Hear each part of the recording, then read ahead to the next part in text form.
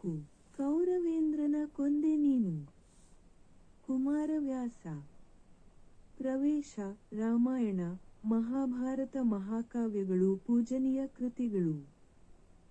ಮಹಾಭಾರತವನ್ನು ವೇದವ್ಯಾಸರು ಸಂಸ್ಕೃತದಲ್ಲಿ ರಚಿಸಿದರು.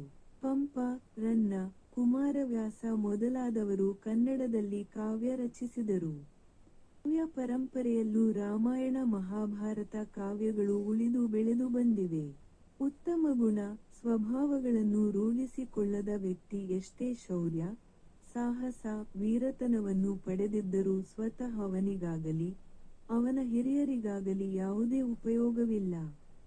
ದಾಯಾದಿಗಳೊಳಗಿನ ದ್ವೇಷಾಸೂಯೆಗಳು ನಮ್ಮ ಮನವನ್ನೂ ಮನೆಯನ್ನೂ ನಾಶಪಡಿಸುತ್ತವೆ ಎಂಬುದಕ್ಕೆ ಮಹಾಭಾರತ ಒಂದು ನಿದರ್ಶನ. ಕೃಷ್ಣ ಸಂಧಾನವು ದುರ್ಯೋಧನನ ಹಠದಿಂದ ತಿರಸ್ಕೃತವಾಗುತ್ತದೆ. ಯುದ್ಧ ಅನಿವಾರ್ಯವೆಂದಾದಾಗ ಧರ್ಮಪಕ್ಷಪಾತಿಯಾದ ಕೃಷ್ಣನು ಭೇದತಂತ್ರವನ್ನು ಬಳಸಿ ಕರ್ಣನಿಗೆ ಜನ್ಮರಹಸ್ಯವನ್ನು ತಿಳಿಸುತ್ತಾನೆ. ಸಾಮಾನ್ಯನಿಗೆ ಅತಿಯಾದ ಸಂತೋಷವನ್ನು ನೀಡಬಹುದಾದ ಸಂಗತಿ, ಅಸಾಮಾನ್ಯನು ಶೌರ್ಯಕ್ಕೆ, ದಾನಕ್ಕೆ, ಉದಾತ್ತತೆಗೆ, ಕರುಣೆಗೆ ಹೆಸರಾಗಿದ್ದ ಕರ್ಣನಿಗೆ ಎಂತಹ ಸಂಕಟವನ್ನು ಉಂಟುಮಾಡಿತು.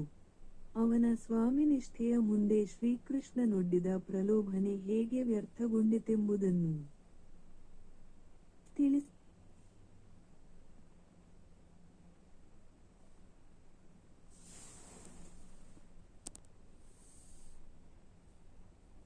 ಪೂರ್ವಕಥೆ, ಹಿನ್ನೆಲೆ. ದಾಯಾದಿ ಮತ್ಸರ ಸರ್ವನಾಶಕ್ಕೆ ಹೇತು ಎಂಬ ಮಾತಿನಂತೆ ಕೌರವರು ಮತ್ತು ಪಾಂಡವರ ನಡುವೆ ವೈಮನಸ್ಯ ಬೆಳೆದು ಹೆಮ್ಮರವಾಗಿ ಮೋಸದ ಪಗಡೆಯಾಟವಾಡಿ ಕೌರವರು ಪಾಂಡವರನ್ನು ರಾಜ್ಯಭ್ರಷ್ಟರಾಗಿ ಮಾಡಿದರು. ಪಾಂಡವರು 12 ವರ್ಷ ವನವಾಸ ಮತ್ತು 1 ವರ್ಷದ ಅಜ್ಞಾತವಾಸವನ್ನು ಅನುಭವಿಸುವ ಸಂದರ್ಭ ಎದುರಾಯಿತು. ವನವಾಸ ಮತ್ತು ಅಜ್ಞಾತವಾಸದ ಸಂದರ್ಭದಲ್ಲಿಯೂ ಕೌರವರಿಂದ ಎದುರಾದ ಎಲ್ಲ ತೊಂದರೆಗಳನ್ನು ಎದುರಿಸಿ ಅದನ್ನು ಯಶಸ್ವಿಯಾಗಿ ಮುಗಿಸಿ ಬಂದ ಪಾಂಡವರು ತಮ್ಮ ಪಾಲಿನ ರಾಜ್ಯವನ್ನು ಕೇಳಲು ಕೌರವರ ಬಳಿ ಬಂದಾಗ ದುರ್ಯೋಧನನು ಒಂದು ಸೂಜಿಯ ಮೊನೆಯಷ್ಟು ಭೂಮಿಯನ್ನೂ ಕೊಡುವುದಿಲ್ಲ ಎಂದು ಪ್ರತಿಕ್ರಿಯಿಸಿದನು.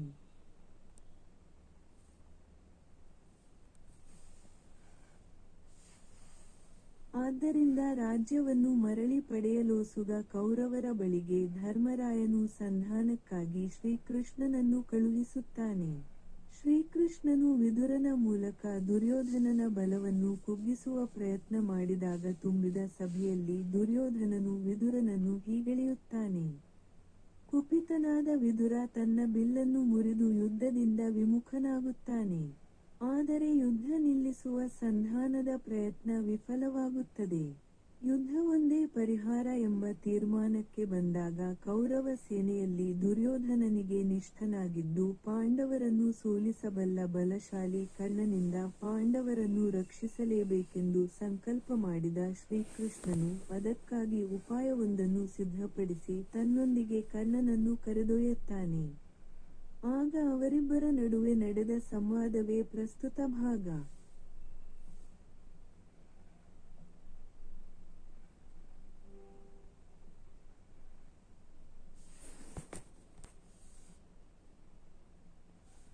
ರಾಕ್ಷಸ ಸಂಹಾರಕನಾದ ಧನುಜ ರಿಪು.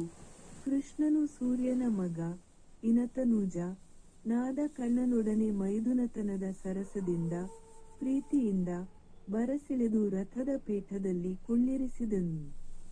ಆಗ ಅದನ್ನು ನಿರೀಕ್ಷಿಸದ ಕರ್ಣನು, ನಿಮ್ಮೊಡನೆ ನಾನು ಸರಿಸಮಾನನಾಗಿ ಕುಳಿತುಕೊಳ್ಳಬಹುದೇ?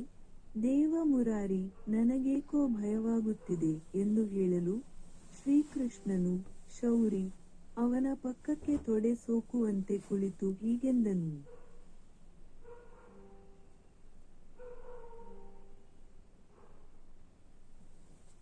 ಕರ್ಣ, ಕೌರವರು ಯಾದವರಿಗೆ ಭೇದವಿಲ್ಲ.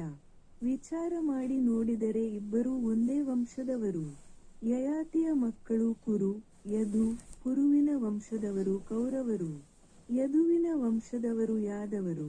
ನಿನ್ನಾಣೆಯಾಗಿಯೂ ನೀನೇ ರಾಜ, ಮೇದಿನಿಪತಿ, ಆದರೆ ನಿನಗೆ ಅದರ ಅರಿವಿಲ್ಲ ಎಂದು ಹೇಳುವ ಮೂಲಕ ದಾನವರ ವೈರಿಯಾದ ಶ್ರೀಕೃಷ್ಣನು ರವಿಸುತ, ಕರ್ಣ, ಕಿವಿಯಲ್ಲಿ ಭಯವನ್ನು ಬಿತ್ತಿದನು. ಅವರ ತಾಯಿಯಾದ ಕುಂತಿಯು ದೂರ್ವಾಸ ಮುನಿಗಳಿಂದ ಪಡೆದ 5 ಮಂತ್ರಗಳಲ್ಲಿ ನೀನು ಮೊದಲನೆಯವನು, ನಿನ್ನ ನಂತರದಲ್ಲಿ ಜನಿಸಿದವನು ಯುಧಿಷ್ಠಿರ, ಧರ್ಮತರಾಯ, ಮೂರನೆಯವನು ಶೂರನಾದ ಭೀಮನು, ಅರ್ಜುನನು, ಫಲುಗುಣ, ನಾಲ್ಕನೆಯವನು ಆನಂತರದಲ್ಲಿ ಮಾದ್ರಿಯಲ್ಲಿ, ಪಾಂಡುವಿನ 2ನೇ ಪತ್ನಿಗೆ ಮೊದಲ ಪತ್ನಿಯಾದ ಕುಂತಿಯು ದಯಪಾಲಿಸಿದ 1 ಮಂತ್ರದ ಕೃಪೆಯಿಂದ 1 ಮಂತ್ರದಿಂದ ನಕುಲ ಸಹದೇವರು ಜನಿಸಿದರು ಎಂದು ಶ್ರೀಕೃಷ್ಣನು ಕರ್ಣನಿಗೆ ಅವನ ಜನ್ಮ ವೃತ್ತಾಂತವನ್ನು ಹೇಳಿದನು. ನಿನಗೆ ಹಸ್ತಿನಾಪುರದ ಹಸ್ತನಾವತಿ ರಾಜನ ಹಿರಿಮೆಯನ್ನು ಕೊಡಿಸುವೆನು. ಪಾಂಡವ ಕೌರವ ರಾಜರೆಲ್ಲರೂ ನಿನ್ನನ್ನು ಓಲೈಸುವರು. ಈ 2 ಸಂತತಿಯವರು ಸೇವಕರೆನಿಸಿಕೊಳ್ಳುವ ಹಿರಿಮೆಯನ್ನು ತಿರಸ್ಕರಿಸಿ ನಿನಗೆ ನೀನು ದುರ್ಯೋಧನನ ಬಾಯ್ದಂಬೂಲಕ್ಕೆ ಬಾಯಿಯಲ್ಲಿ ಅಗಿದು ಉಗುಳುವ ತಾಂಬೂಲ ಕೈಯೊಡ್ಡುವುದು ಸರಿಯೇ? ಹೇಳು ಎಂದು ಶ್ರೀಕೃಷ್ಣನು ಕರ್ಣನನ್ನು ಪ್ರಶ್ನಿಸುತ್ತಾನೆ. ನಿನ್ನ ಎಡಭಾಗದಲ್ಲಿ ಕೌರವನ ಸಮೂಹದವರು, ಬಲಭಾಗದಲ್ಲಿ ಪಾಂಡವರ ಸಮೂಹ, ಪಾಂಡುರಾಜನ ಮಕ್ಕಳು, ಇದಿರಿನಲ್ಲಿ ಮಾದ್ರಿ, ಮಾಗಧ, ಯಾದವಾದಿಗಳು ಇವರೆಲ್ಲರ ನಡುವೆ ನೀನು ಓಲಗದಲ್ಲಿ ಶೋಭಿಸುವ ನೀನು ಇಂತಹ ಮಹಾಸೌಭಾಗ್ಯವನ್ನು ಅತ್ತ ಎಸೆದು ಕುರುಪತಿ, ಕೌರವ, ದುರ್ಯೋಧನ, ನಿನಗೇನಾದರೂ ಹೇಳಿದರೆ ಜೀಯ, ಮಹಾಪ್ರಸಾದ ಎಂದು ಒಪ್ಪಿಕೊಳ್ಳುವುದು ನಿನಗೆ ಕಷ್ಟವಾಗುವುದು ಎಂದು ಶ್ರೀಕೃಷ್ಣನು ಕರ್ಣನಿಗೆ ಹೇಳಿದನು.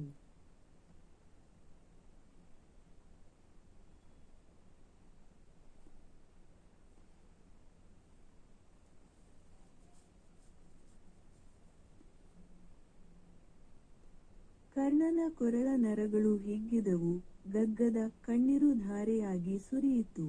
ಅವನು ಬಹಳವಾಗಿ ನೊಂದು, ಅಯ್ಯೋ, ಕುರುಪತಿಗೆ ಕೇಡಾಯಿತು ಎಂದು ತನ್ನ ಮನದೊಳಗೆ ಅಂದುಕೊಂಡು, ಕೃಷ್ಣನ ದ್ವೇಷದ ಬೆಂಕಿ ಹೊಗೆಯಾಡಿದ ಮೇಲೆ ಅದು ಪೂರ್ತಿಯಾಗಿ ಸುಡದೆ ಹಾಗೇ ಬಿಡುವುದೇ?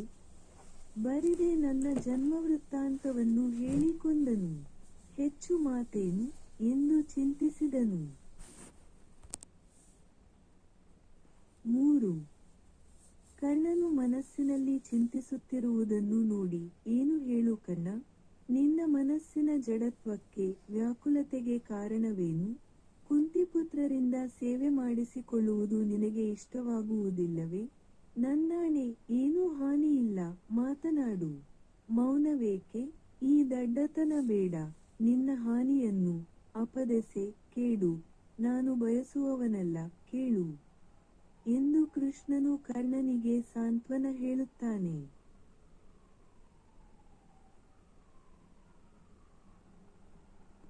ಅಯ್ಯೋ ಮರುಳು ಕೃಷ್ಣ, ಅಯ್ಯೋ ಮರುಳು ಕೃಷ್ಣನೇ, ಈ ಭೂಮಿ ರಾಜ್ಯದ ಸಂಪತ್ತಿಗೆ ನಾನು ಸೋಲುವವನಲ್ಲ. ಕೌಂತೆಯರು, ಪಾಂಡವರು, ಕೌರವರು ನನಗೆ ಸೇವೆ ಮಾಡಬೇಕೆನ್ನುವುದರಲ್ಲಿ ನನಗೆ ಯಾವುದೇ ಆಸಕ್ತಿಯಿಲ್ಲ, ಇಚ್ಛೆಯಿಲ್ಲ. ನನ್ನನ್ನು ಸಲಹಿದ ನನ್ನ ಒಡೆಯನಿಗೆ ದಾತಾರ ದಾತೃ, ಶತ್ರುಗಳ ತಲೆಯನ್ನು ಕಡಿದು ಒಪ್ಪಿಸುವೆನು ಎನ್ನು ಆತುರದಲ್ಲಿದ್ದೆನು. ಆದರೆ ನೀನು ಕೌರವೇಂದ್ರನನ್ನು ಕೊಂದು ಹಾಕಿದೆ ಎಂದು ಕರ್ಣನು ನೋವಿನಿಂದ ಶ್ರೀಕೃಷ್ಣನಿಗೆ ಹೇಳಿದನು.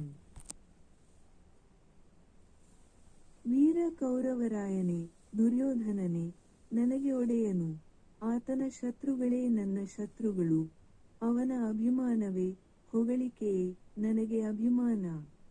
ಅವನಿಗೆ ಆಗುವುದೇ ನನಗೆ ಆಗಲಿ. ಕೃಷ್ಣನೇ ಕೇಳು, ನಾಳೆ ಯುದ್ಧಭೂಮಿಯಲ್ಲಿ ನನ್ನ ಭುಜಬಲ ಶೌರ್ಯದ ಪರಾಕ್ರಮವನ್ನು ಪಾಂಡುತನಯ, ಪಾಂಡವರು ರ ಮೇಲೆ ತೋರುವೆನು ಎಂದು ಕರ್ಣನು ಹೇಳಿದನು. ನಾಳೆ ಬರಲಿರುವ ಭಾರತ, ಮಹಾಭಾರತ ಯುದ್ಧವು ಮಾರಿಗೆ ಔತಣವಾಗುವುದು. ಆ ಯುದ್ಧದಲ್ಲಿ ಚತುರಂಗ ಬಲವನ್ನು ಸೋಲಿಸಿ, ಅಸಂಖ್ಯಾತ ಯೋಧರನ್ನು ಸಾಯಿಸಿ, ನನ್ನ ಒಡೆಯ ದುರ್ಯೋಧನನಿಗಾಗಿ, ಅವಸರಕ್ಕಾಗಿ ಸಮಯಕ್ಕಾಗಿ ನನ್ನ ದೇಹವನ್ನು ಅರ್ಪಿಸುವೆನು, ಪ್ರಾಣ ಬಿಡುವೆನು. ನಿನ್ನ ಧೀರರಾದ ಪಾಂಡವರನ್ನು ಸೂರ್ಯನಾಣಿಯಾಗಿಯೂ ಯಾವುದೇ ಕಾರಣಕ್ಕೂ ನೋಯಿಸುವುದಿಲ್ಲ ಎಂದು ಕರ್ಣನು ಶ್ರೀಕೃಷ್ಣನಿಗೆ ಹೇಳಿದನು.